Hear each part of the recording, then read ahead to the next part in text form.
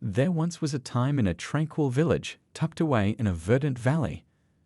A knowledgeable Buddhist monk by the name of Li gained widespread recognition for his profound lessons in love and detachment. Those seeking guidance in the hopes of discovering the key to unconditional love arrived from distant locations. Li's teachings originated in the Buddhist precepts, emphasizing the transience of everything and the significance of liberating oneself from attachment to attain inner tranquility. He believed that love could be a strong agent of good in the world, but only if applied with discernment and detachment. During a bright morning, a young lady named Lena arrived at the monastery seeking Li's guidance. Lena was extremely disturbed because she couldn't love without growing devoted. She clarified to the monk how her heart had been broken following a relationship, leaving her with a sense of emptiness and confusion. Li listened to Lena's story with empathy. "My sweet Lena," Li began, "attachment is similar to a thick rope that connects our hearts and brings about pain." Li stated softly, "But when applied wisely, love can be a wellspring of immense happiness and satisfaction." Lena yearned to understand how to love without becoming attached. Li decided to share a tale passed down through generations within his convent, but before he did, he outlined the essential distinction between attachment and love.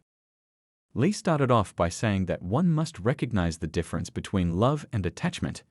If you fall for someone, he explained, and say, it means pure love. I need your happiness, and if I'm a part of that happiness, then much preferable if I'm not involved anyway, it's all right, I want you to be content, that is love. If you ask, why can't you make me happy, and feel upset if they are unable to satisfy your needs, that is attachment. Lena nodded, recognizing the difference. Li continued kindly, "Lena, to love without being attached, first acknowledge that everything and everyone is subject to change. This world is everlasting." Li began recounting a tale from a neighboring village. In the beginning, there was a couple named Arash and Maya, incredibly in love, and appeared to have a flawless relationship. But Maya fell seriously ill, and her condition quickly declined. Arash, devoted to Maya's existence in his life, clung fervently to hope for her recovery. Despite his best efforts, Maya eventually died. Lena's eyes filled with sympathy for Arash following Maya's passing. Arash fell into profound grief, spending days mourning. But one evening as he looked at the moon, a profound insight became apparent. He realized that his attachment to Maya had brought him pain. He had cherished her greatly, Li stated, but he had clung to her as though she were a possession, unaware of life's transience.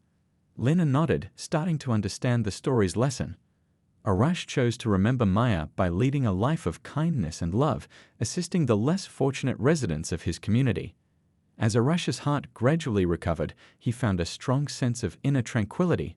The story moved Lena to tears.